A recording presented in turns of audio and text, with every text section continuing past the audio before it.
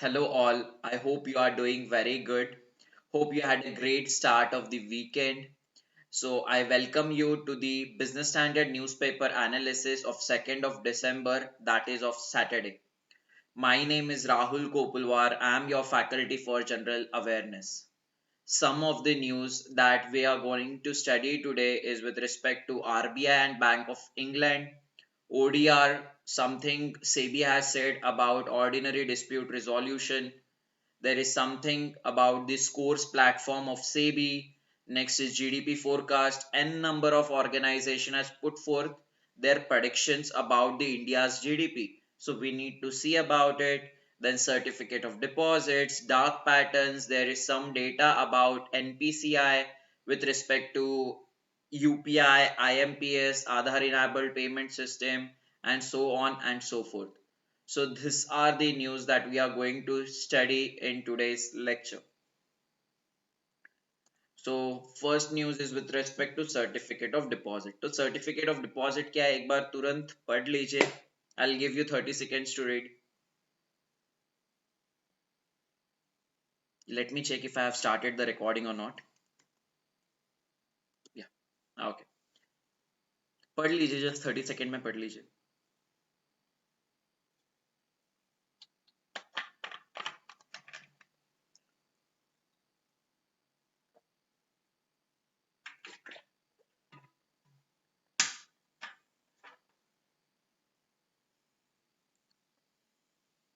Yes. So certificate of deposit क्या है?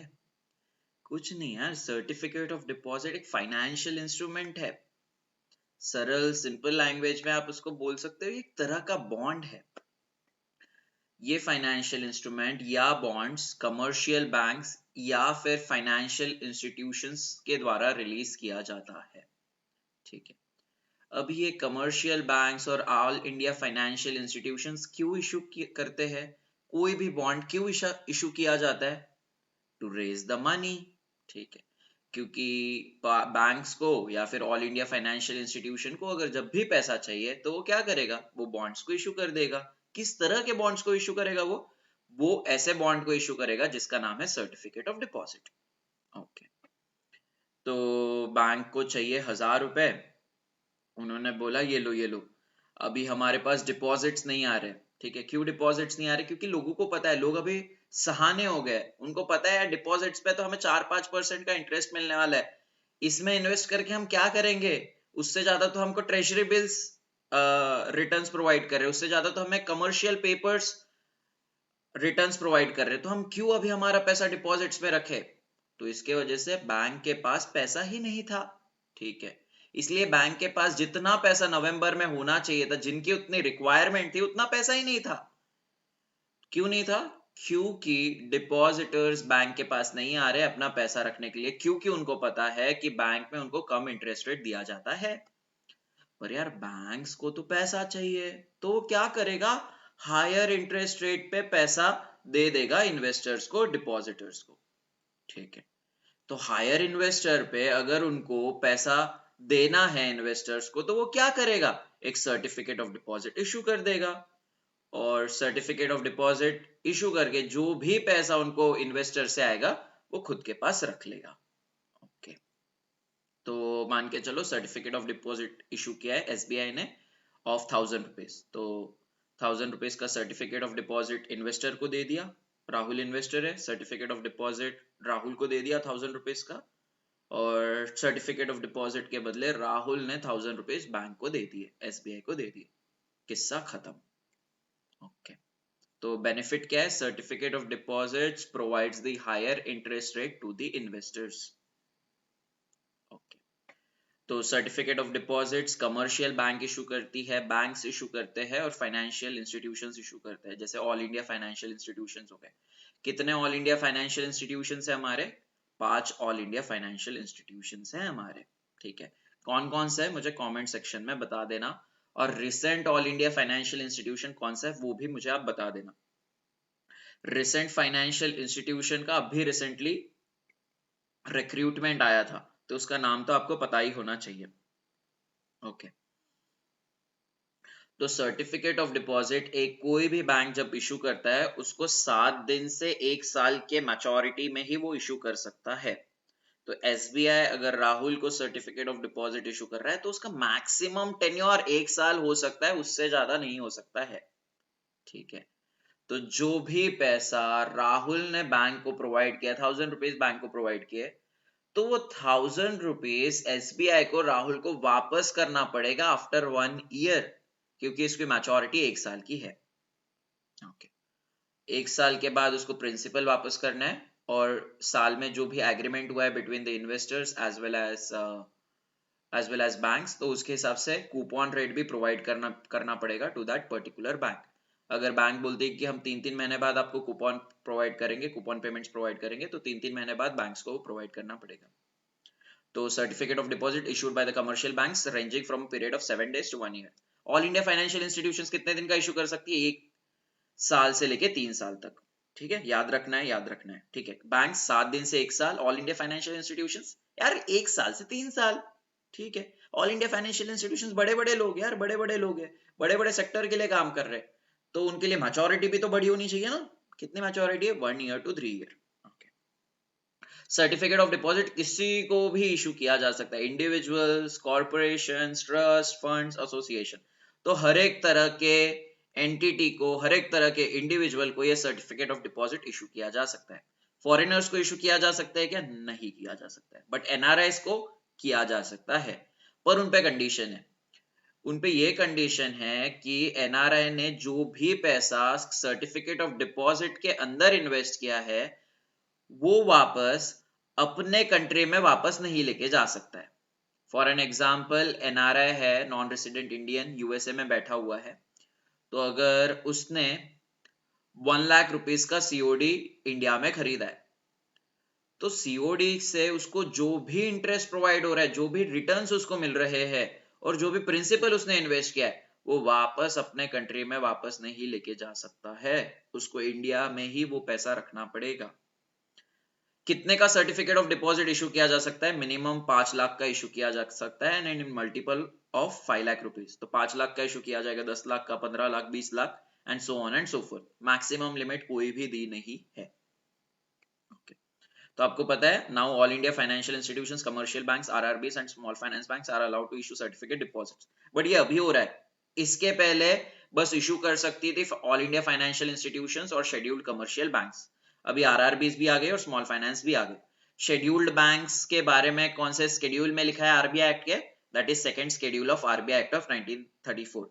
आप मुझे एक चीज कमेंट सेक्शन में बताइए, is all RRBs as well as small finance banks and payment banks are scheduled banks or they are not scheduled? हर एक small finance bank, payment banks और आरआरबीज शेड्यूल्ड है या नहीं है? चल, या फिर मैं ही बता देता हूँ आपका कंफ्यूजन दूर करने के लिए, क्योंकि मैंने अभी तक आपको ये बताया नहीं है। तो हर एक स्मॉल फाइनेंस बैंक, हर एक आरआरबी, हर एक पेमेंट बैंक शेड्यूल्ड बैंक है।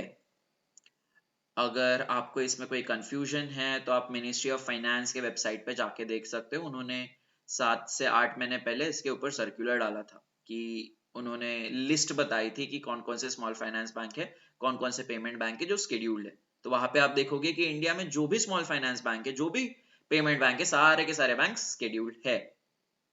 Okay, there is no lock in period for certificate of deposits. Okay, banks or financial institutions cannot grant loans against certificate of deposits। okay, there is no lock in period मतलब क्या यार? Bank जब issue कर रहा है उसको तो 7 दिन से 1 साल की मैच्योरिटी में इशू करना ही करना पड़ेगा। okay. बट अगर कोई बंदा है, राहुल जैसा इन्वेस्टर है, उसको अगर 1 महीने में ही अगर सर्टिफिकेट ऑफ डिपॉजिट में जो भी पैसा दिया है उसको अगर वो वापस लेना है तो बेहिचक ले सकता है। उसको कोई भी बैंक के पास लॉक इन करने की जरूरत नहीं है for this investment. Lock in करने की जरूरत नहीं है मतलब अगर वो 1 महीने में भी निकाल रहा है, 2 महीने में भी निकाल रहा है, पर उसकी मैच्योरिटी 1 साल की, तो उस केस में राहुल को कोई भी पेनाल्टी नहीं लगाएगा आपका पर्टिकुलर बैंक। ठीक है, क्योंकि इसमें नो लॉक इन पीरियड के बारे में बात की गई है। और बैंक्स ना लोन्स भी नहीं दे सकते अगेंस्ट सर्टिफिकेट ऑफ डिपॉजिट्स। अगर राहुल एफडी रख रहा है एसबीआई में या आरडी रख रहा है, एफडीआर आरडी के अगेंस्ट में बैंक्स लोन प्रोवाइड करते हैं बट सर्टिफिकेट ऑफ डिपॉजिट के अगेंस्ट नहीं करते हैं। और बैंक्स जो है ऑल इंडिया फाइनेंशियल इंस्टीट्यूशन से खुद के सर्टिफिकेट ऑफ डिपॉजिट भी खुद बाय नहीं कर सकते बिफोर मैच्योरिटी। ठीक है, मतलब क्या, एसबीआई को ना नवंबर महीने में पैसों की जरूरत थी, इसलिए उन्होंने इशू किया certificate of deposit to the investor, but January month में लग जाता है। एसबीआई ने 1 साल के लिए इशू किया था। जनवरी मंथ में उनको पता चलता है नहीं नहीं यार, अभी हमारे पास बहुत लिक्विडिटी है, अभी हमारे पास बहुत पैसा है, तो ये सर्टिफिकेट ऑफ डिपॉजिट के अंदर हम क्यों फालतू में इंटरेस्ट प्रोवाइड करते रहे इन्वेस्टर्स को, ऐसा बैंक को लगता है। तो बैंक क्या सोचेगी, हम सर्टिफिकेट ऑफ डिपॉजिट से जो भी पैसा कलेक्ट किया है हमने, वो डिपॉजिटर्स या इन्वेस्टर्स को वापस दे देंगे, ऐसा बैंक को लग सकता है, क्यों फालतू में वो इंटरेस्ट रेट देते रहेंगे ना इन्वेस्टर्स को। बट बैंक ऐसा नहीं कर सकती है क्योंकि आरबीआई ने बोल दिया है। तो जो भी मैच्योरिटी है वो मैच्योरिटी तक बैंक पैसा वापस नहीं ले सकती है, वापस नहीं कर सकती है टू दी इन्वेस्टर। 1 साल की मैच्योरिटी है तो उसको 1 साल रखना ही रखना पड़ेगा। ओके, और बैंक ने कितना यार अमाउंट इशू किया है, 1000 रुपीज इशू किया है, तो वो 1000 रुपीज के अगेंस्ट में बैंक को सीआरआर भी मेंटेन रखना पड़ेगा और एसएलआर भी मेंटेन रखना पड़ेगा। तो सर्टिफिकेट ऑफ डिपॉजिट बेचा जा रहा है 1000 रुपीज में, तो 1000 रुपीज का सर्टिफिकेट ऑफ डिपॉजिट है, तो 1000 रुपीज के अगेंस्ट में सीआरआर भी साइड में निकाल के रखना पड़ेगा। ठीक है, कितना CRR, 4.5%, that is 4, how much, that is 4.5 rupees. ठीक है, तो सीआरआर इज 4.5% ऑफ 1000 रुपीज, तो 4.5 रुपए बैंक को साइड में निकाल के रखने पड़ेंगे। एसएलआर के केस में कितना पैसा साइड में निकाल के रखना पड़ेगा, 18% साइड में निकाल के रखना पड़ेगा, that is, my God, my mathematics skill, 18% of 1000, okay, so 180 rupees bank को साइड में निकाल के रखना पड़ेगा on this SLR, that is 18% of certificate of deposit, 18% of 1000 rupees। okay, I hope it is very very very clear। तो नवंबर month में ऐसे banks के पास पैसा नहीं था, तो उन्होंने सोचा कि क्यों ना हम सर्टिफिकेट ऑफ डिपॉजिट इशू कर दे, तो उन्होंने डिपॉजिट्स इशू कर दिया। ओके, कितने का कर दिया नवंबर मंथ में, 75,884 का इशू कर दिया। According to the data with clearing corporation of India, ये डेटा बताया है by the clearing corporation of India. Clearing corporation of India का क्या काम होता है, ट्रेड्स को सेटल करना फाइनेंशियल मार्केट में, ये काम आपका क्लियरिंग कॉर्पोरेशन ऑफ इंडिया का है। ओके, तो इस फाइनेंशियल ईयर में बैंक के पास सबसे कम लिक्विडिटी, सबसे कम पैसा नवंबर मंथ में था, तो इसलिए नवंबर मंथ में ही सबसे ज्यादा सर्टिफिकेट ऑफ डिपॉजिट इशू किया है if we talk about this financial year। I hope this concept is very very clear। Certificate of deposit is a concept from the money market instruments and which is a part of your finance। So business standard करते करते या फिर आप current affairs पढ़ते पढ़ते finance का भी revision ऐसे ही हो जाता है। Okay, so अगर आपको सारी चीजें clear है तो do let me know in the comment section। If you have any kind of doubts in this also, do let me know in the comment section। Next is about COP28। बार बार वही बात हो रही है, COP28 Dubai में हो रहा है। Okay, last year हमने loss and damage fund create किया था, but loss and damage fund last year create किया था इजिप्ट में, दैट इज COP27 में, बट वो ऑपरेशनल कब से हो गया, COP28 से ऑपरेशनल हो गया। इसके बारे में न्यूज तो लास्ट लेक्चर में ही पढ़ी है। ठीक है, तो COP28 में जो भी फंड ऑपरेशनल हुआ है, लॉस एंड डैमेज फंड, उसको मैनेज कौन करने वाला है इनिशियल ईयर्स में, वर्ल्ड बैंक करने वाला है। वर्ल्ड बैंक क्या करेगा, वो फंड में जो भी पैसा कलेक्ट किया गया है बाय दी, जो भी पैसा उसमें डाला गया है बाय द डेवलप्ड कंट्रीज, वो फंड से पैसा उठाएगा और डेवलपिंग कंट्रीज को दे देगा, ताकि developing countries climate change related कुछ इनिशिएटिव्स ले और अपना नेट जीरो का टारगेट अचीव कर ले, अपने कंट्री में पोल्यूशन कम कर ले, अपने कंट्री में ग्रीन हाउस गैसेस का जो भी रिलीज होता है उसको अच्छे से अच्छा एब्जॉर्ब कर ले। तो ये चीज के लिए लॉस एंड डैमेज फंड हमने बनाया है। ओके, मोदी जी हर साल कुछ ना कुछ कर रहे हैं COP में जाके। COP26 जो कि हुआ था ग्लासगो में, वहां पे उन्होंने लाइफ मूवमेंट इनिशिएटिव किया था, and life movement is a very successful as per the experts, as per the international organizations। Last year that is COP27 में क्या चालू किया है मोदी जी ने? उन्होंने चालू किया है पंचामृत इनिशिएटिव चालू किया है। लाइफ इनिशिएटिव के बारे में इस बार RBI grade B phase 2 ESI के पेपर में इस पे सवाल पूछे गए थे। तो इसलिए ये COPs क्लाइमेट रिलेटेड चीजें बहुत ज्यादा इंपॉर्टेंट है and this can be asked in any of the competitive examination. अगर SBIPO का मेंस है तो ये क्लाइमेट चेंज रिलेटेड पैसेज भी आ सकता है, आपका ऐसे भी आ सकता है, इट कुड बी एनीथिंग। ठीक है, so this is one of the very important topic, I think so. Okay, तो मोदी जी ने इस बार बोला ग्रीन क्रेडिट प्रोग्राम के ऊपर बात किया है। मतलब क्या यार, कि अगर कोई एंटिटी है 1 टन ऑफ कार्बन डाइऑक्साइड को एब्जॉर्ब करने में सक्सेसफुल होती है तो उनको ग्रीन क्रेडिट दिया जाएगा। उनको क्या दिया जाएगा? ग्रीन क्रेडिट दिया जाएगा। तो for an example, Indian government ने बोला है अदानी, रिलायंस को, जो भी बहुत ज्यादा पोल्यूट करते हैं हमारे इंडिया में, उनको बोला है कि यार आपके पास ना महीने में 100 क्रेडिट्स तो होने ही होने चाहिए, 100 ग्रीन क्रेडिट्स तो होने चाहिए। अगर आपके पास 100 ग्रीन क्रेडिट्स नहीं है तो गवर्नमेंट आप पे पेनल्टी लगाएगी। ओके, तो 100 ग्रीन क्रेडिट्स का मतलब क्या है कि रिलायंस ने, फॉर एन एग्जांपल, रिलायंस ने 100 टन्स ऑफ कार्बन डाइऑक्साइड को एब्जॉर्ब किया है, या फिर 100 tons of carbon dioxide emit ही नहीं किए जो पहले हुआ करते थे। अगर कार्बन डाइऑक्साइड को एब्जॉर्ब कर लिया तो उससे क्या हो रहा है? ग्लोबल वार्मिंग कम हो रही है इंडिया में। उससे क्या हो रहा है? जो भी टेम्परेचर राइज हो रहा है, क्लाइमेट चेंज जैसे प्रॉब्लम्स हो रहे हैं, वो नहीं होंगे। ठीक है, तो इसलिए हम ग्रीन क्रेडिट प्रोग्राम निकाल रहे हैं ताकि कंपनीज अपना पोल्यूशन को कम कर सके और जिसके वजह से जो भी हमारा एनवायरमेंट है, जो भी क्लाइमेट है, वो सस्टेनेबल रह सके। तो अगर कोई entity XYZ amount of carbon credits या ग्रीन क्रेडिट्स अचीव नहीं कर रही इन दैट पर्टिकुलर मंथ, तो गवर्नमेंट ऑफ इंडिया उन पे पेनल्टी लगाएगा। ओके, तो फॉर एन एग्जांपल, रिलायंस को करना था 100 ग्रीन क्रेडिट्स, उनके पास चाहिए थे in a particular month, but Reliance नहीं कर पाया क्योंकि उनका प्रॉफिट पे ज्यादा फोकस था। तो उन्होंने नहीं सोचा कि यार हम क्लाइमेट चेंज रिलेटेड ये एब्जॉर्ब वगैरह करेंगे इतना कार्बन डाइऑक्साइड। उनको लगा कि हम पेनल्टी देना अफोर्ड कर लेंगे क्योंकि उससे ज्यादा उनका प्रॉफिट हो रहा है। ओके, तो 100 क्रेडिट्स उनको चाहिए थे पर उनके पास 80 क्रेडिट्स थे। ओके, बट अदानी को करने थे 100, बट उन्होंने एब्जॉर्ब कर लिया यार, उनके पास ग्रीन क्रेडिट्स हो गए 150। ओके, तो अदानी क्या करेगा? अदानी अपने ग्रीन क्रेडिट्स को सेल करेगा टू रिलायंस। ठीक है, रिलायंस को 20 क्रेडिट्स की जरूरत है, तो अदानी अपने 20 क्रेडिट सेल कर देगा रिलायंस को। और अदानी क्या कर रहा है? वो क्रेडिट सेल करने के बाद उसके अगेंस्ट में कुछ पैसा भी ले ले रहा है रिलायंस से। ठीक है, तो उस केस में क्या हो रहा है? इंडिया के गवर्नमेंट का जो भी पर्पस है वो सॉल्व हो रहा है।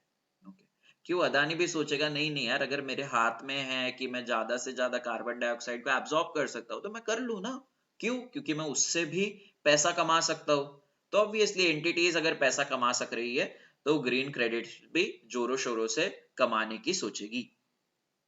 I hope it is very very clear. तो ये मोदी जी ने इसके बारे में बात की है। तो मोदी जी ने बोला कि 2028 का जो इवेंट रहेगा आज से 5 साल बाद, दैट इज उसको हम बोलेंगे COP33। मोदी जी ने बोला उसको हम ऑर्गेनाइज करना चाहेंगे, याद रखिए। Okay, next is we already talked about this global digital platform for ideas on climate action.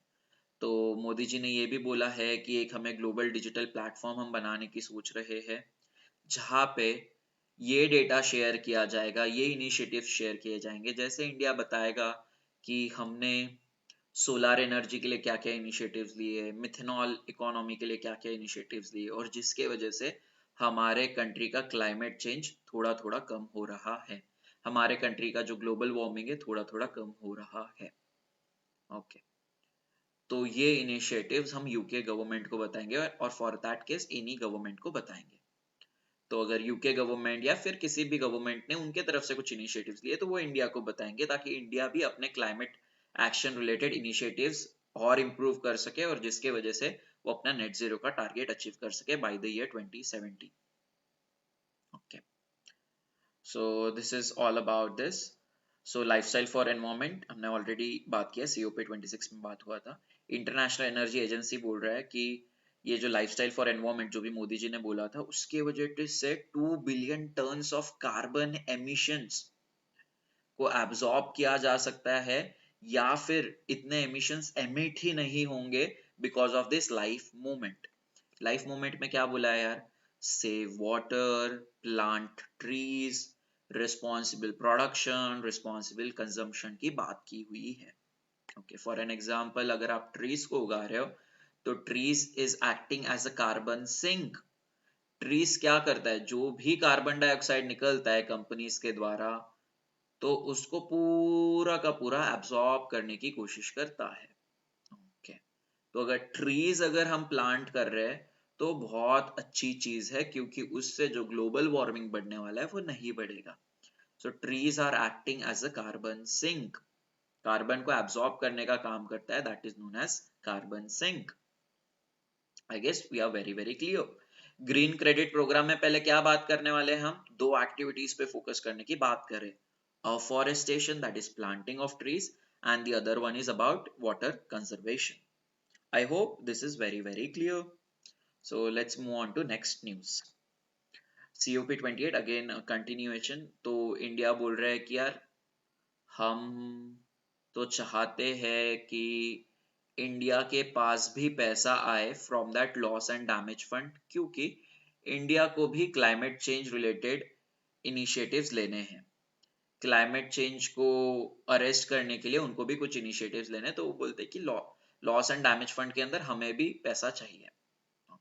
But India खुद के लिए ही नहीं बात करता है। India is very good country, India's people are very good, ठीक है, they are nicest to everybody. तो वो बोलते हैं नहीं नहीं आप हमें तो दो ही, बट जो हमारे साउथ अफ्रीकन नेशंस है, जो भी अफ्रीकन नेशंस है, आप उनको भी पैसा दे दो यार, क्योंकि वहां पे भी पोल्यूशन बहुत हो रहा है, ठीक है, तो उनको भी क्लाइमेट चेंज रिलेटेड इनिशिएटिव्स लेने पड़ेंगे, पर उनके पास इतना पैसा नहीं है, तो क्यों ना आप उनको भी पैसा दे दो। ये चीज के बारे में मोदी जी ने भी बोला है, ठीक है। You must be knowing about voice of the south, voice of the global south, because this we have already discussed around 7 to 8 days back. So ही voice of the global south मैंने बता दिया है, अभी भी आपको बताया है, ठीक है। वॉइस ऑफ ग्लोबल साउथ क्या होता है? वॉइस ऑफ ग्लोबल साउथ मतलब कुछ नहीं, इंडिया आवाज उठा रहा है अफ्रीकन नेशंस के डेवलपमेंट के लिए। वो बोलता है अफ्रीकन नेशंस की भी आप मदद करो, क्योंकि उनको भी बहुत ज्यादा जरूरत है।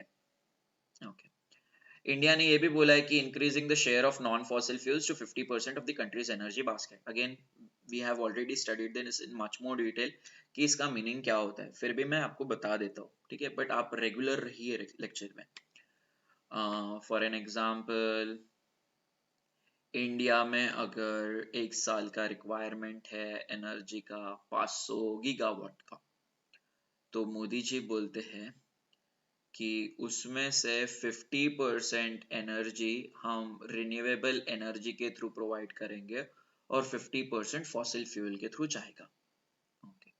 जैसे 50% अगर 500 गीगावाट का रिक्वायरमेंट है तो 50% जो एनर्जी रिक्वायरमेंट है वो फुलफिल की जाएगी with the help of solar energy, wind energy, biogas, ethanol, methanol and so on and so fourth, LNG। Okay, और बाकी का जो 50% है वो फॉसिल फ्यूल्स ही हम यूज करेंगे, जैसे कोल यूज करेंगे, पेट्रोल करेंगे, डीजल को यूज करेंगे। अभी हम क्यों नहीं पूरा हम सोलर एनर्जी या फिर रिन्यूएबल एनर्जी पे शिफ्ट हो सकते, क्योंकि हमारे पास अभी उतना इंफ्रास्ट्रक्चर ही नहीं है। तो अभी इसलिए उन्होंने बोला है, बट हम धीरे धीरे इम्प्रूव कर रहे हैं खुद को। तो हमारा टारगेट है कि 50% of the country's energy basket should go from the renewable energy. That is the target of the government of India. और नेट जीरो तो अचीव करना है 2070 तक, वो तो आपको पता ही है।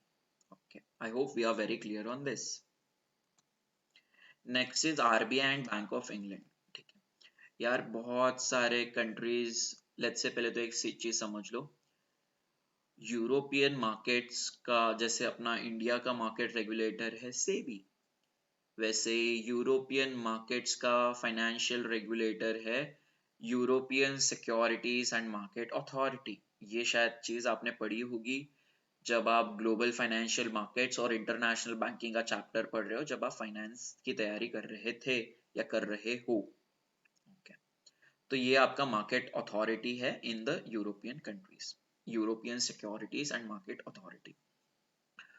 तो बहुत दिनों से चल रहा है, देखो आप देख रहे होंगे अक्टूबर 2022 से चल रहा है ये चीज, बट अभी ये चीज रिजॉल्व हुई है। क्या चीज सर, वो तो मुझे बता दो। बता रहा हूँ सर, बता रहा हूँ। ओके, सो वो लोग बोलते हैं, ये उनकी मार्केट अथॉरिटी बोलती है कि जो भी एक क्लियरिंग कॉरपोरेशन है ना इंडिया का, जो भी क्लियरिंग एजेंसीज है ना इंडिया की, हम उस पे भरोसा नहीं करते।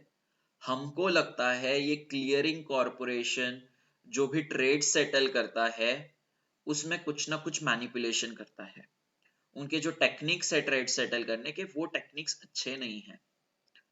तो फिर वो बोलते हैं अगर आपके टेक्निक्स ही अच्छे नहीं है तो हम ये देखेंगे कि यूरोपियन कंट्रीज से कोई भी इन्वेस्टमेंट इंडिया के फाइनेंशियल मार्केट्स में ना हो। तो इंडिया ऐसा चाहेगा क्या? इंडिया ऑब्वियसली नहीं चाहेगा। इंडिया क्यों नहीं चाहेगा? क्योंकि इंडिया को पैसा चाहिए यार। इंडिया चाहता है कि उसके पास डॉलर्स, फॉरेन करेंसीज आते रहे, और फॉरेन करेंसीज का क्या फायदा है, we already know that. Okay, तो इंडिया चाहता है कि उनके पास हमेशा फॉरेन करेंसीज आते रहे। बट क्योंकि अगर बाहर की मार्केट रेगुलेटर अगर इंडियन के क्लियरिंग कॉरपोरेशन पे भरोसा नहीं करता है, तो वो बोल रहा है कि हम हमारे कंट्रीज का इन्वेस्टमेंट इंडिया में नहीं आने देंगे। okay. तो वो बोलता है अगर आपको चाहिए कि हमारे कंट्री से आपके कंट्री में इन्वेस्टमेंट आए, फाइनेंशियल मार्केट्स में इन्वेस्टमेंट आए, तो आप क्या करो, आप हमें अप्रूवल दो कि हम आपके कंट्री के CCIL का ऑडिट कर सके। ठीक है, पर आरबीआई बोलते हैं भाई ऐसे कैसे, तुम्हें हम इतना कैसे पावर दे दे, तुम बाहर के लोग हो, ठीक है, ऑडिट वॉडिट करने की जिम्मेदारी हम लोगों की है, हम इंडियन एंटिटी को ही दे देंगे ऑडिट करने का काम। ऑडिट वो करेंगे, आप उनकी रिपोर्ट पढ़ लो, उनकी रिपोर्ट अगर सही है तो आप उसको सही मानो, आपको गलत लग रहा है तो आप देख लो आपको क्या करना है। बट आरबीआई बोलती नहीं भाई, हम लोग बाहर के एंटिटी को ऑडिट करने को नहीं देंगे। ओके, क्यों नहीं करने देंगे यार? ऑडिट अगर करने देंगे तो CCIL क्या क्या करता है, कैसे कैसे करता है, सब चीज उनको पता चल जाएगी। डेटा बहुत ज्यादा लीक हो जाएगा फाइनेंशियल मार्केट्स इन्वेस्टर्स का। अगर डेटा लीक किया जा रहा है, अगर डेटा लीक हो रहा है, तो वो डेटा गलत कामों के लिए भी यूज हो सकता है। इसीलिए आरबीआई बोलती है कि हम ऑडिट करने का आपको अप्रूवल नहीं देंगे। ओके, बट अभी क्या बात हुई है? अभी बात हुई है between RBI and bank of England, that is the central bank of United kingdom, that is bank of England. Okay, तो वहां पे अभी ये बात हुई है कि आरबीआई ने बैंक ऑफ इंग्लैंड को कैसे तो भी समझाया है कि नहीं नहीं यार, हमारा जो CCIL है ना बहुत अच्छा काम करता है। ओके, तो आपको कोई भी दिक्कत नहीं होगी इनके ट्रेड सेटलमेंट में, ये हमारी गारंटी है। तो ये गारंटी जब आरबीआई ने दे दी उनको, आरबीआई ने जब उनको समझाया, तब जाके एक पार्टनरशिप एग्रीमेंट साइन हुआ। किसके बीच में? आरबीआई और बैंक ऑफ इंग्लैंड के बीच में। तो उसके अंदर बैंक ऑफ इंग्लैंड ने बोला है कि आरबीआई हम आप पे भरोसा करते हैं, और आपके भरोसे के ऊपर ही हम बाहर के इन्वेस्टर्स को, बैंक ऑफ इंग्लैंड बोलता है हमारे कंट्रीज के इन्वेस्टर्स को हम फाइनेंशियल मार्केट्स में इन्वेस्ट करने की अनुमति प्रोवाइड करेंगे। तो ये एमओयू साइन हुआ है। I hope this is very very clear. Okay, in 2012, European Union had adopted a new market infrastructure regulation in order to strengthen and safeguard the system following the global financial crisis. तो ये उन्होंने, European union ने 2012 में ये चीज सोच ली थी कि अगर हमारे कंट्री के इन्वेस्टर कभी भी कोई भी कंट्रीज में पैसा डाल रहे तो हमें उसका ऑडिट करना जरूरी है। ठीक है, तो उसी के ऊपर से ये अक्टूबर 2022 से ये चीज को जिद पकड़ के रख लिया था European securities and market authority ने कि हमारे CCIL का हमें ऑडिट करना है। बट ये चीज अभी खत्म हो गई है, ये चीज अभी रिजॉल्व हो गई है, बिकॉज अभी memorandum of understanding, that is agreement sign हुआ है। I hope it is clear. Next we move to dark patterns. Dark patterns क्या है यार? ये खराब मार्केटिंग स्ट्रेटजीज है जो आपके online platforms, e commerce companies या आपकी वो कौन सा मेक माई ट्रिप, गो आईबीबो, ये सारी चीजें यूज करते हैं। तो dark patterns is nothing but the marketing tactics जो ऑनलाइन प्लेटफॉर्म्स यूज करते हैं। क्यों मैं बोल रहा हूँ ये खराब मार्केटिंग टैक्टिक्स है? ये मार्केटिंग टैक्टिक्स के वजह से इन्फ्लुएंसर्स के दिमाग को चेंज किया जाता है, इन्फ्लुएंसर्स के चॉइसेस को डोमिनेट किया जाता है, इन्फ्लुएंसर्स के कस्टमर्स के चॉइसेस को इन्फ्लुएंस किया जाता है। फॉर एन एग्जाम्पल, अगर आप ओयो पे होटल्स बुक करना चाह रहे हो या फिर booking.com पे अगर होटल्स बुक करना चाह रहे हो, तो यार आपको मुंबई में आरबीआई ग्रेड बी के इंटरव्यू के लिए जाना है। आपका इंटरव्यू है 15 दिसंबर को। तो आपने देख लिया, 1 दिसंबर को भी booking.com पे देख लिया कि कितने प्राइसेस है होटल के।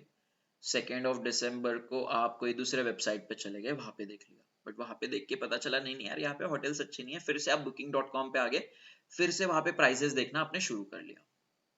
ओके, थर्ड टाइम फिर से आ गए कि नहीं नहीं यार मुझे तो booking.com पे ही ये बुक करना है, होटल्स बुक करना है। ठीक है, बट वो टाइम पे आपके अकाउंट में पेमेंट बैलेंस नहीं था, तो आप उस दिन बुक नहीं कर पाए। आप चौथे दिन भी आ गए booking.com पे।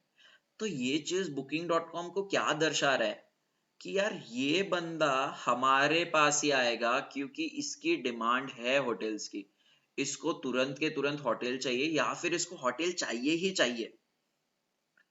तो booking.com क्या करता है? booking.com अगर पहले दिन उसको प्राइस दिखा रहा था 2,000 रुपए, क्योंकि ये बंदे की जरूरत है, ये बंदे की डिमांड है, तो booking.com अभी उनके वेबसाइट पे प्राइस शो कर रहा है 5,000 रुपीज वही चीज का, but which is very wrong ना। ठीक है, तो इस तरीके से कंज्यूमर्स के दिमाग के साथ खेला जाता है by this online players.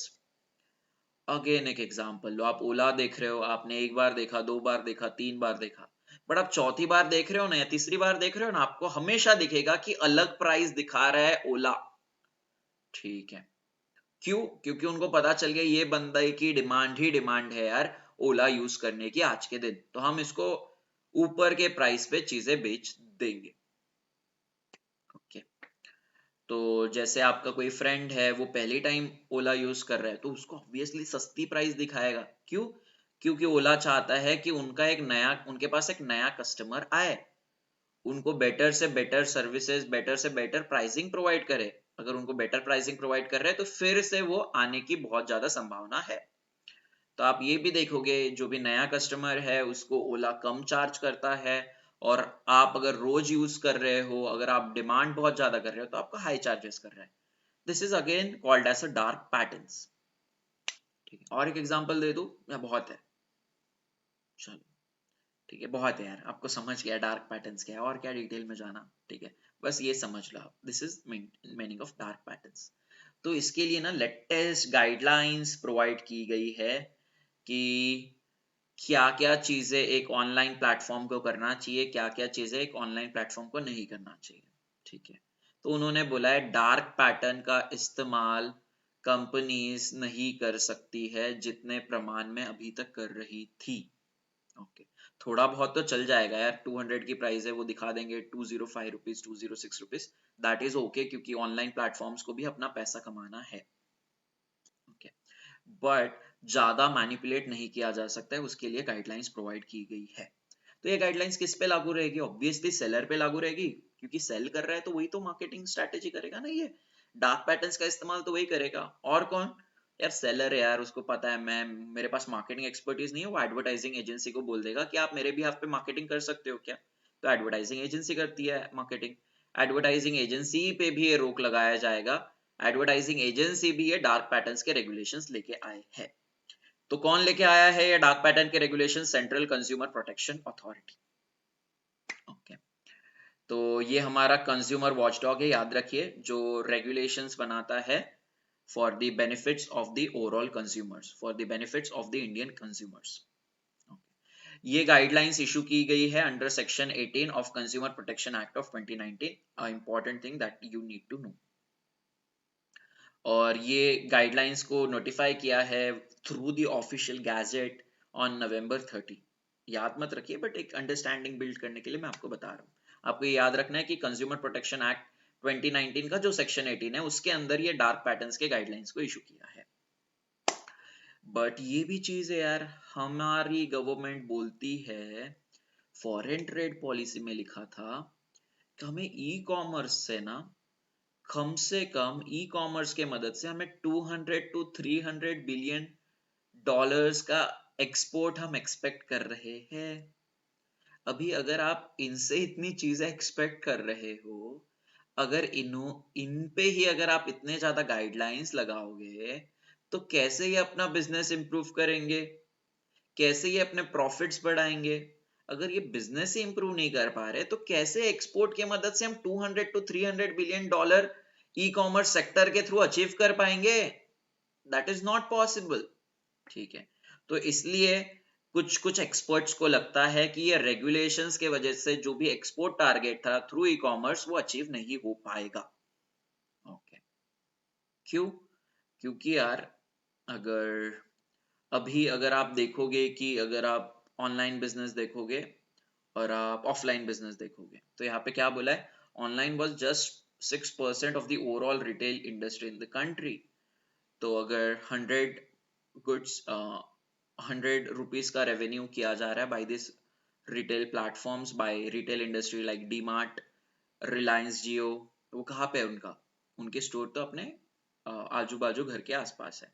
So that is an offline store, that is a retail store. Puma जो आपके आसपास है, that is an offline store. और अगर ऑनलाइन में जाओगे तो इंटरनेट पे जो भी लिस्टेड रहेगा, जो भी वेबसाइट है, that is their online store. DMart का जो स्टोर है, that is online store. Amazon का जो मार्केट प्लेस है जहाँ से आप राशन बाय कर सकते हो, फ्रूट्स बाय कर सकते हो, that is an online place, online platform. तो यहाँ पे ये बोला गया है यार, 100 रुपीज की अगर ये रिटेल गुड्स बेची जा रही है ना, तो बस 6 रुपीज ऑनलाइन प्लेटफॉर्म के थ्रू सेल किए जा रहे, बस 6 रुपीज के गुड्स ऑनलाइन प्लेटफॉर्म के थ्रू सेल किए जा रहे हैं। ठीक है, अगर आप इन पे ही रेगुलेशंस लगाओगे, तो ये चीज ऑनलाइन के थ्रू सेल करना और ज्यादा डिफिकल्ट हो जाएगी ये ई कॉमर्स प्लेयर्स के लिए। अगर उनके लिए डिफिकल्टी हो जाएगी, तो जो एक्सपोर्ट इनकम हम सोच रहे हैं कि 200 टू 300 बिलियन यूएस डॉलर आएगा बाय द ईयर 2030, वो आने की संभावना बहुत कम है। I hope it is very very clear. I have explained you everything in detail. Let's move forward. Appointment है यार, जेएसडब्ल्यू एनर्जी ने शरद महेंद्र को एमडी और सीईओ बनाया है, जॉइंट एमडी और सीईओ। उसका अपॉइंटमेंट इफेक्टिव हो जाएगा from February 1, 2024। Tata consumer products, Tata Tata Tata बार बार आप सुन रहे हो, टाटा टेक्नोलॉजीज की अभी आपने न्यूज देखी है, टीसीएस के बारे में आपने कल ही पढ़ा है। ठीक है, तो टाटा कंज्यूमर प्रोडक्ट्स ने भी एक सीएफओ, अपने चीफ फाइनेंशियल ऑफिसर अपॉइंट किए हैं, जिनका नाम है आशीष गोयनका। हिंदुस्तान यूनिलीवर ने जो हमारे फॉर्मर रेवेन्यू सेक्रेटरी थे, जिनका नाम है तरुण बजाज, उनको इंडिपेंडेंट डायरेक्टर के रूप में अपॉइंट किया है फॉर 5 इयर्स। ये जो बजाज है कौन है? 1988 बैच आईएएस ऑफिसर है ऑफ द हरियाणा कैडरे। और इन्होंने ये सारे के सारे ऑर्गेनाइजेशन में भी हेड के तरह वो अपॉइंटेड थे। जैसे वो गवर्नर ऑफ इंडिया थे for the international fund of agriculture development, और अल्टरनेट गवर्नर थे of India for the world bank, Asian development bank, Asian infrastructure investment bank और न्यू डेवलपमेंट बैंक। तो ये कहाँ पे इन्होंने काम किया है, कहाँ के ऑर्गेनाइजेशन को हेड किया है, वो भी आपको पता होना चाहिए। अगर सवाल आएगा एग्जामिनेशन में, तो इतने डीप में भी वो जाते हैं, जो चीज आपको पता होगी। ओके, नेक्स्ट यार, इंडिया तो कहीं तो आगे है। चलो, इंडिया किस में आगे है? इंडिया आगे है मोबाइल डेटा कंजम्पशन में। ठीक है, रिपोर्ट आई है किसके द्वारा? एरिक्सन, एरिक्सन कंपनी है जो आप देखते हो ना, सोनी एरिक्सन जो अपने कैमरास वगैरह बनाते हैं, तो वही एरिक्सन कंपनी है। उन्होंने डेटा प्रोवाइड किया है about the smartphone users. Smartphone users कितना मोबाइल डेटा कंज्यूम करते हैं। तो पूरे वर्ल्ड में सबसे ज्यादा डेटा कंज्यूम किया जाता है पर पर्सन, वो इंडिया के ही लोग करते हैं। ठीक है, अगर हम 6 कंट्रीज को भी मिला दे, कौन से 6 कंट्रीज? सऊदी अरब, यूएई, कुवैत, बहरीन और आपका सल्तनत ऑफ ओमान, ये अगर हमने इतने कंट्रीज को भी अगर मिला दिया ना, तो इतने कंट्रीज को भी मिला के इंडिया का ही मोबाइल डेटा कंजम्पशन सबसे ज्यादा है। ठीक है, तो देखो, क्यों यूज करते हो आप? सर, पढ़ाई करते हैं ना हम आपके लेक्चर देखने के लिए। सच्ची पढ़ाई करते हो या रील्स देखते हो, नेटफ्लिक्स पे कुछ देख रहे हो? तो जो भी रीजन है, बट आपको पता होना चाहिए हाईएस्ट मोबाइल डेटा पर कंज्यूमर एज ऑफ इंडिया कितना है यार? एक पर्सन इंडिया में एक मंथ 31 GB यूज करता है। ऑब्वियसली करता है, आपको भी पता है, आपको भी दिख रहा होगा आपके फोन में अभी। ओके, और जीसीसी कंट्रीज यूज कर रहे हैं 30 GB a month. So data consumption 75 GB per month चले जाएगा in the year 2029, 5G roll out होने के बाद। यार ये क्यों बड़ा है इंडिया में? इतना क्यों ज्यादा 5G का कंजम्पशन है? इतना इंटरनेट का कंजम्पशन क्यों है? क्योंकि अभी लोग अपने फीचर फोन से अपना डब्बा फोन छोड़ के स्मार्टफोन पे आ रहे हैं। तो स्मार्टफोन पे आ रहे तो इंटरनेट की जरूरत लगेगी, इसलिए ऑब्वियसली बढ़ रहा है इंडिया का कंजम्पशन। लो टैरिफ्स दिए जा रहे हैं, सस्ते रेट पे आप रिचार्जेस बाय कर सकते हो पहले के कंपैरिजन में। पहले जैसे आपको 2013-14 में आप देखोगे तो कितना महंगा था। एक महीने में आप 1 ही GB यूज कर सकते थे, उसके लिए आपको 250 रुपए देने पड़ते थे।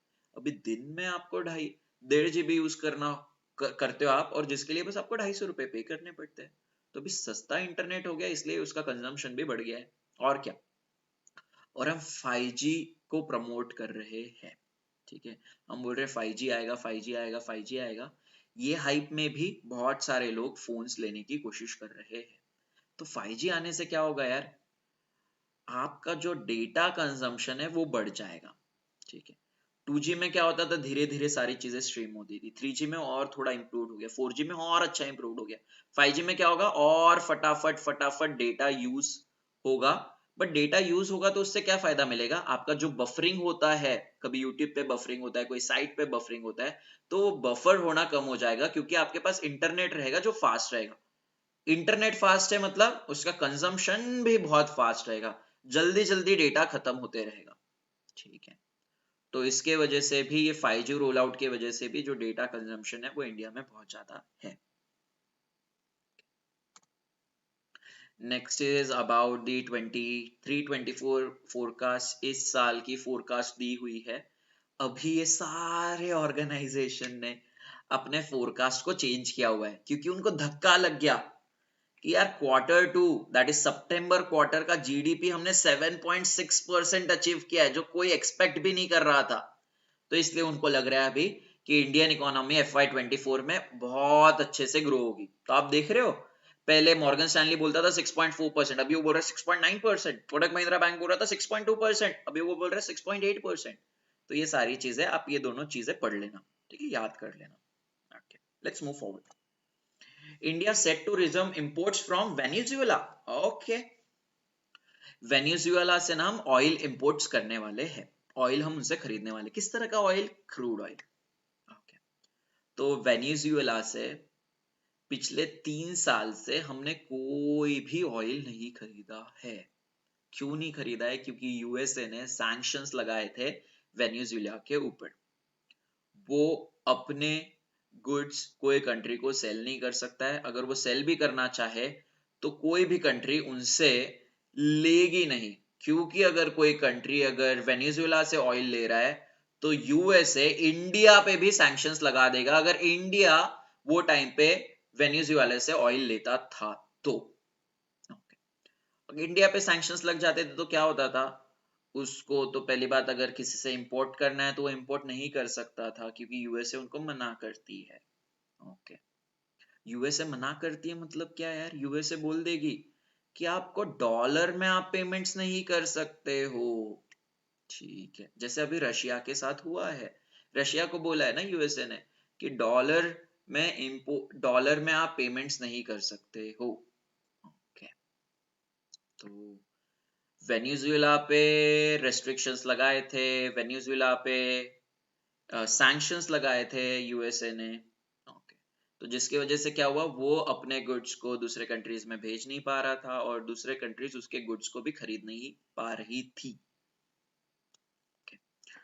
तो अभी ये सैंक्शंस को यूएसए ने हटा दिया है, तो जिसकी वजह से क्या होगा, वेनेजुएला तो चाहेगा यार, 3 साल तो हमारा बिजनेस ही ठप था, ऑयल कोई खरीद नहीं रहा था हमारे से, बट अभी हमें क्या करना है, अभी तो हमारी ऑयल की डिमांड बढ़ानी है, अभी हमें ऑयल से इनकम कमानी है, तो वो क्या करेगा, वो सस्ते रेट में ऑयल प्रोवाइड करेगा टू एवरी नेशन, क्योंकि उनके प्रोडक्ट्स की डिमांड होनी चाहिए। okay. तो यही अपॉर्चुनिटी इंडिया ग्रैब करना चाह रहा है। क्यों? क्योंकि उनको मान के चलो, रशिया से ऑयल मिल रहा है एट 100 रुपीज, एट $100 पर बैरल, बट वेनेजुएला उनको दे रही है एट $90 पर barrel.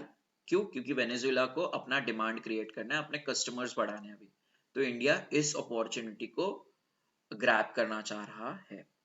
Okay, transaction through UPI, UPI के ट्रांजैक्शन कंटिन्यूअसली बढ़ते जा रहे हैं, आपको तो पता होगा, बट ये एक समझ लो कि UPI hit clocked a fresh peak in value terms in November and कहाँ पे, और they however volume of UPI transactions reduced।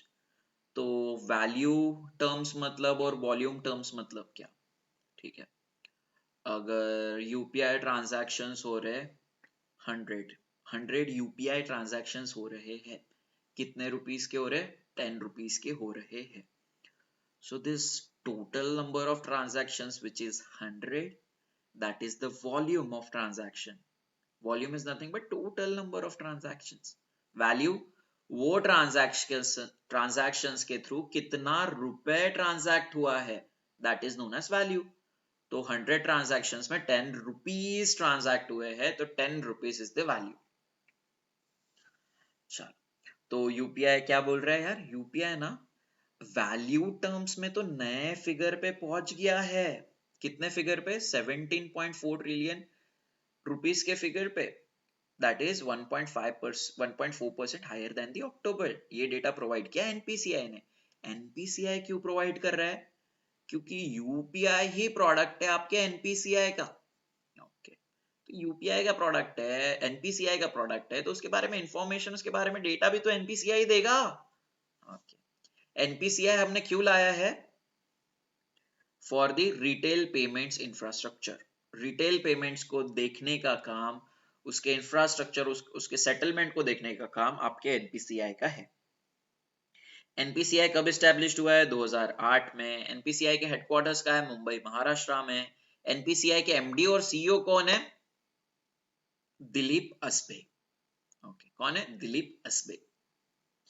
तो वैल्यू तो बढ़ गया है यूपीआई का, बट वॉल्यूम कम हो गया है। वॉल्यूम कितने से कम हो गया है, 1.5% से कम हुआ है फ्रॉम द अक्टूबर मंथ। तो इतना सारा ना डेटा याद करोगे तो मुझे नहीं लगता है आप इतना याद कर पाओगे। बस आप क्या याद रखो, ये वैल्यू टर्म्स और वॉल्यूम टर्म्स का बस डेटा याद रखो यूपीआई का, बाकी आईएमपीएस वगैरह ये चीजें भूल जाओ। कैसे याद रखोगे ना इतना डेटा, बट एक आपको अंडरस्टैंडिंग होनी चाहिए कि क्या चीज बढ़ रही है और क्या चीज रिड्यूस हो रही है, ताकि ये चीज आप डिस्क्रिप्टिव आंसर में लिख सकते हो। आई होप इट इज क्लियर।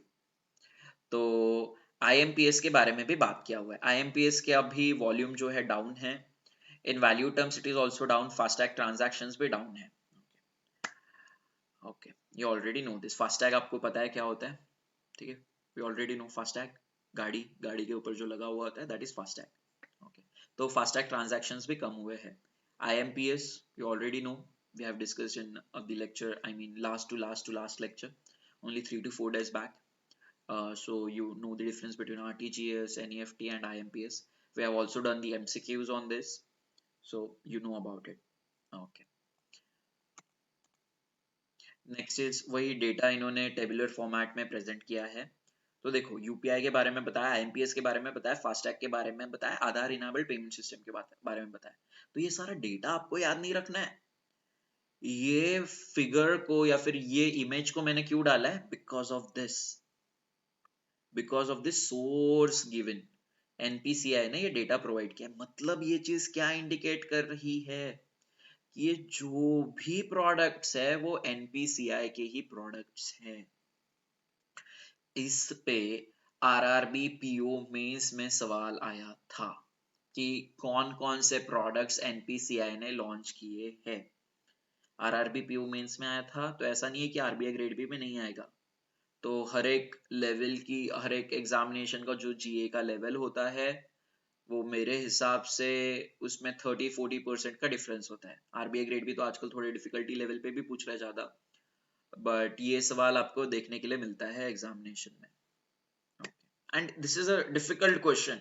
अगर आप, बहुत डिफिकल्ट क्वेश्चन है मेरे हिसाब से ये, क्योंकि आपको कैसे पता रहेगा एनपीसीआई के, अगर उन्होंने 20 प्रोडक्ट्स है तो 20 प्रोडक्ट्स में से एनपीसीआई के कौन कौन से प्रोडक्ट है आपको कैसे पता अगर आपने पढ़ा ही नहीं होगा तो।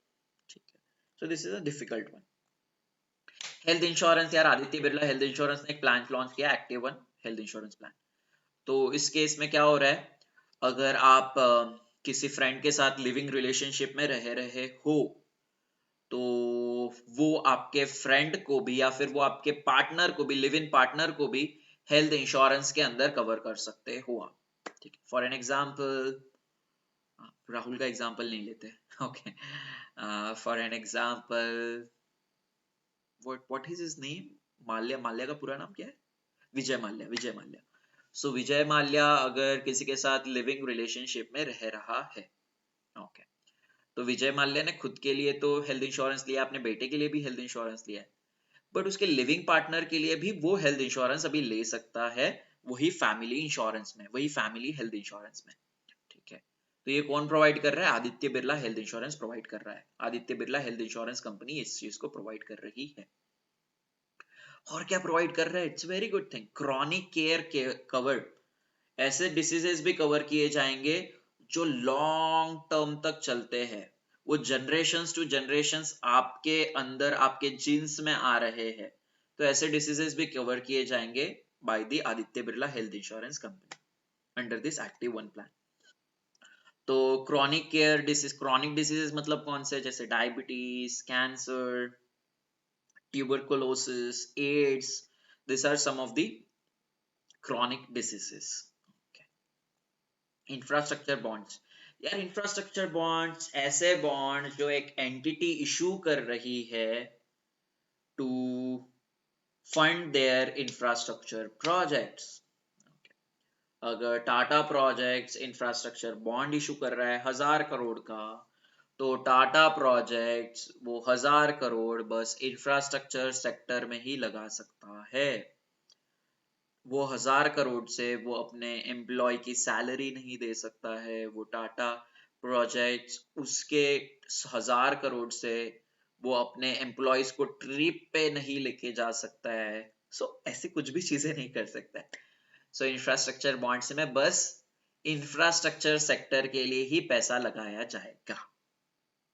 तो ठीक है, तो ये टाटा प्रोजेक्ट्स को ना बॉन्ड्स इशू नहीं किया उन्होंने, उनको लोन चाहिए था फ्रॉम द पर्टिकुलर बैंक।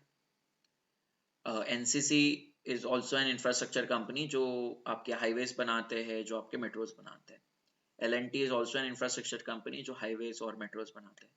तो ये बहुत सारे कंपनीज बैंक के पास गए और बैंक के पास इंफ्रास्ट्रक्चर लोन की मांग करने लगे, बट बैंक के पास इतना पैसा ही नहीं है कि इंफ्रास्ट्रक्चर सेक्टर को लेंड कर सके। तो बैंक ने क्या किया, इंफ्रास्ट्रक्चर बॉन्ड्स को इशू किया। तो बॉन्ड्स को इशू किया to the investors, to the market participants. तो जो भी पैसा एसबीआई को आया है, आई मीन जो भी बैंक को आया है, वो पैसा बाद में एल&टी को दिया जाएगा, एनसीसी को दिया जाएगा एंड टाटा प्रोजेक्ट्स को दिया जाएगा as a infrastructure loan.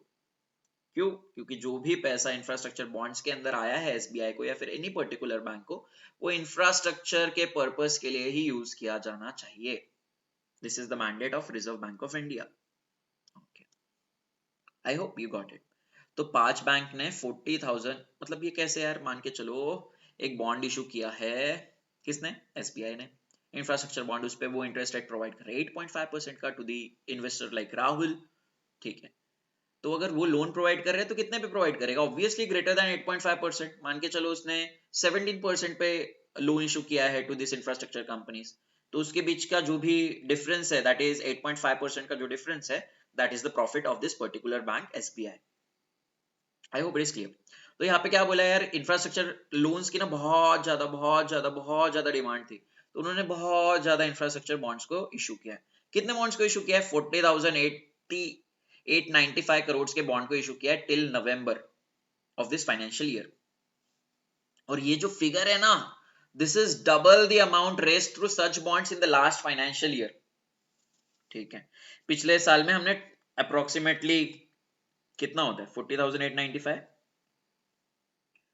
40,895 by 2, okay, तो अप्रोक्सीमेटली लास्ट ईयर 20,447 रुपीज ही हमने इशू किए थे, रेस किए थे under this infrastructure bond. But इस साल 40,895 कर लिए हमने टिल नवंबर, क्योंकि डिमांड ही उतना था। तो सबसे ज्यादा किसने इशू किया? सबसे बड़े बैंक ने। सबसे बड़ा बैंक कौन सा है? State bank of India. तो स्टेट बैंक ऑफ इंडिया ने सबसे ज्यादा पैसा कलेक्ट किया हुआ है। कितना? अप्रोक्सीमेटली कितना हो रहा है उसका? Almost half of the amount कर लो, 50% कितना हो रहा है? दैट इज अप्रोक्सीमेटली 50% ऑफ 4895, सो 20,447.5 तो एसबीआई ने रेस किया है। उसके बाद किसने रेस किया है? कैनरा बैंक, उसके बाद बैंक ऑफ बड़ौदा। तो ये तीन बैंक्स मिलके ही ना 88% रेस किया है उन्होंने ऑफ दिस 40,895 करोड़। याद रखो, एसबीआई ने सबसे ज्यादा, उसके बाद कैनरा बैंक, उसके बाद bank of Baroda.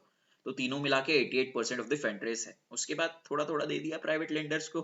I mean ICICI bank और कोटक महिंद्रा बैंक ने इशू किया 4,000 करोड़ एंड 1895 करोड़ रिस्पेक्टिवली। तो एक कंसेप्ट में समझा दूं या बहुत टाइम हो गया? टाइम का क्या है यार, इट्स ऑलरेडी 2 AM। अगर मैं नहीं सो रहा हूं तो आप भी अच्छे से पढ़ाई कर सकते हो ना। Okay, what is meant by spread? Spread is nothing but the difference of the yield that an investor get on government bond as well as any other kind of bond other than the government bonds. For an example, government bond issue कर रही है, treasury bill issue कर रही है government of India. कितने interest rate पे कितना yield दिया जा रहा है वो treasury bill pay? Right now the yield is 8%। Okay, और जो आपके रिलायंस अगर कमर्शियल पेपर्स इशू कर रहा है, कमर्शियल पेपर्स अगर इशू कर रहा है, तो उस केस में वो यील्ड प्रोवाइड करेंगे 15%। ठीक है, तो इस केस में स्प्रेड कितना हो गया? स्प्रेड हो गया 7%। So spread is nothing but the difference of the government bond yield minus the other any other kind of bond yield other than the government of India. Okay. तो आप हमेशा देखो कि गवर्नमेंट ऑफ इंडिया के bonds छोड़ के बाकी जो भी बॉन्ड्स है मार्केट में, उनके बॉन्ड का जो यील्ड रहेगा वो गवर्नमेंट ऑफ इंडिया से ज्यादा रहेगा। क्यों यार? राहुल को अगर 6% गवर्नमेंट ऑफ इंडिया के थ्रू ही मिल रहे हैं, उनके बॉन्ड्स में इन्वेस्ट करके मिल रहे हैं, और अगर रिलायंस अगर बोल रहा है कि हम आपको 4% ही देंगे, तो राहुल क्यों रिलायंस में इन्वेस्ट करेगा? रिलायंस तो कभी भी डूब सकती है। ठीक है, बट गवर्नमेंट ऑफ इंडिया थोड़ी ना डूबेगी। डूबेगी तो भी पता है यार, आरबीआई को बोलेगी कि इतना इतना पैसा प्रिंट कर दे और हमारे इन्वेस्टर्स को आप पैसा दे दो। ठीक है, तो इसलिए हमेशा इन्वेस्टर्स क्या करना चाहेंगे? गवर्नमेंट ऑफ इंडिया के बॉन्ड्स में इन्वेस्ट करना चाहेंगे।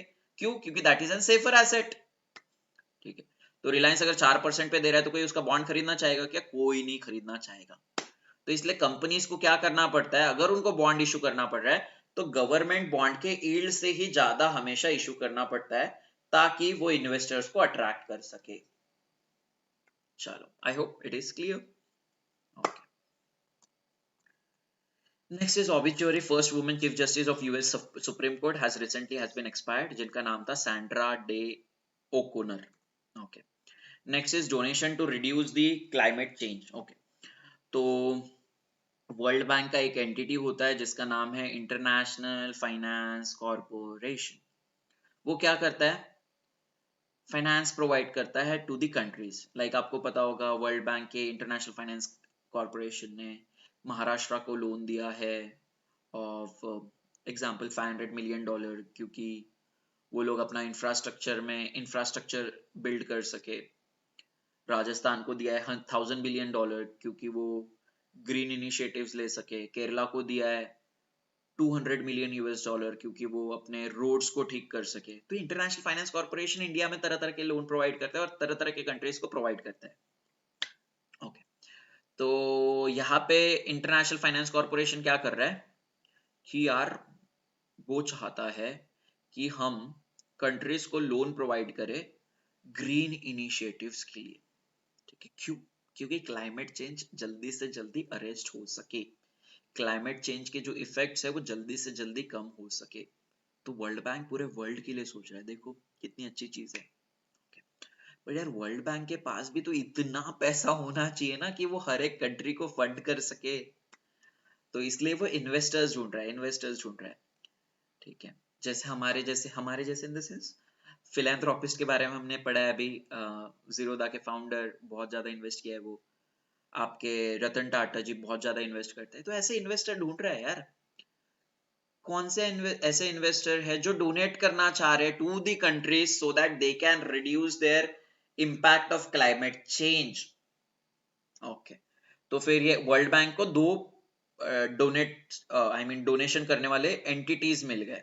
ओके, कौन है यार वो डोनर्स? कहाँ पे उनका नाम? 3Kn group and Bezos earth fund, ये डोनर्स है।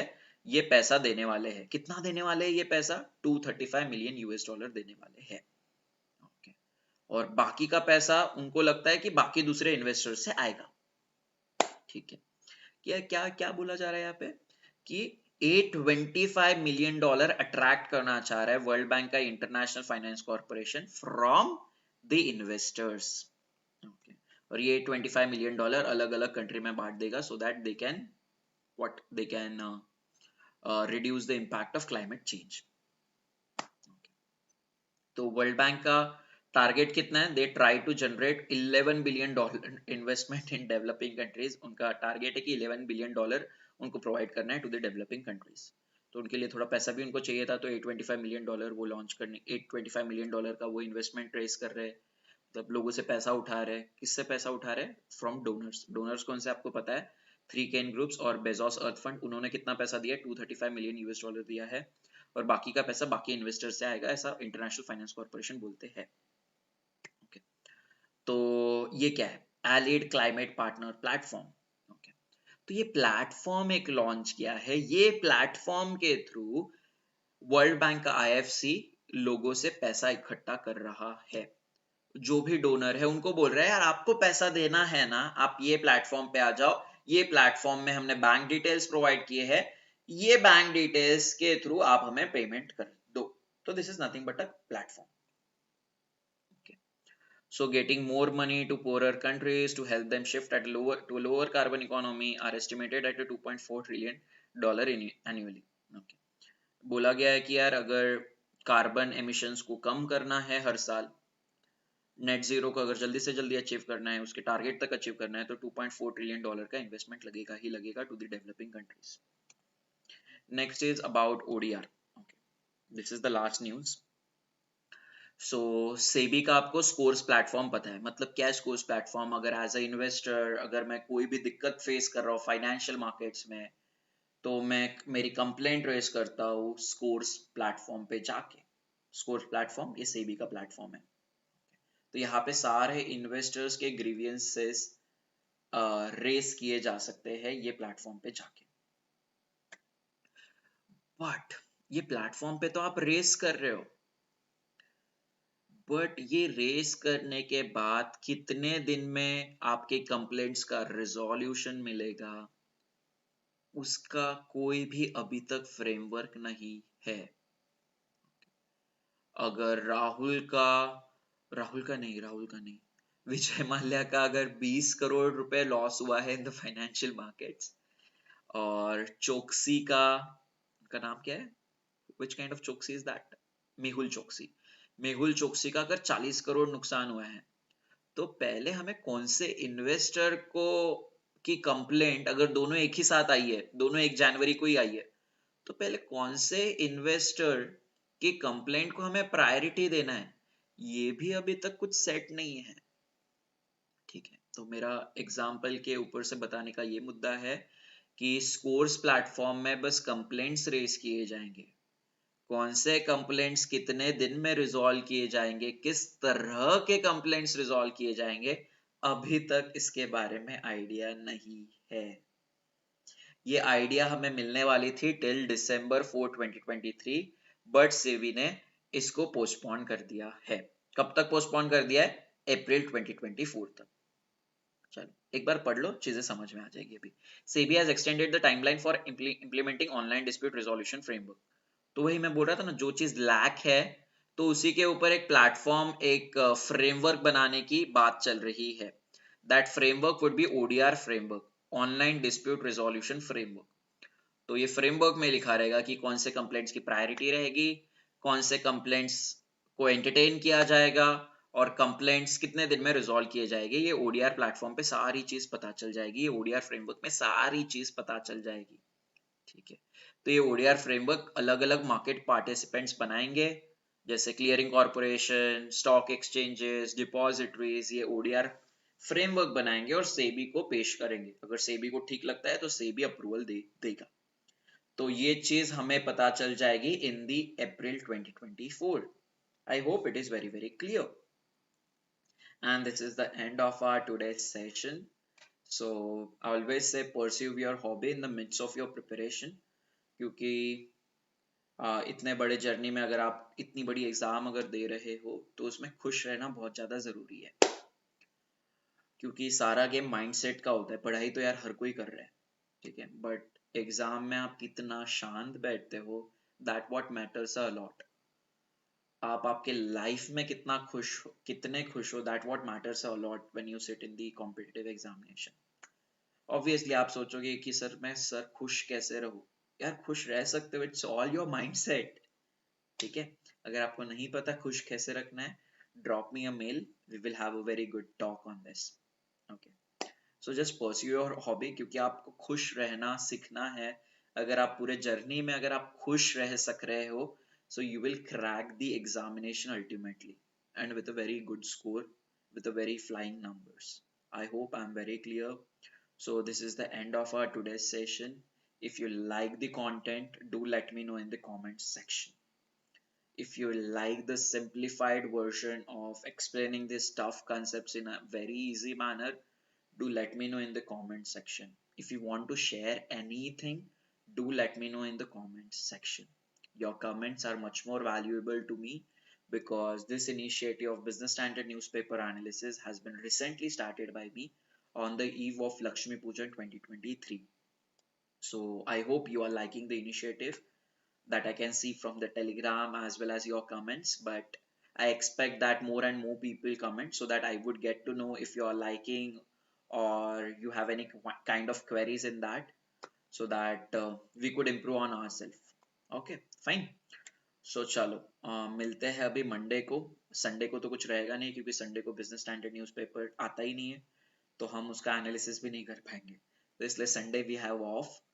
तो हम नेक्स्ट लेक्चर हमारा मंडे को रहेगा। मंडे का हम बिजनेस स्टैंडर्ड न्यूज़पेपर एनालिसिस करेंगे। I hope we are good here. If you have any kind of doubts, if you have anything to say, do let me know in the comment section. Fine, चलो bye bye, good night.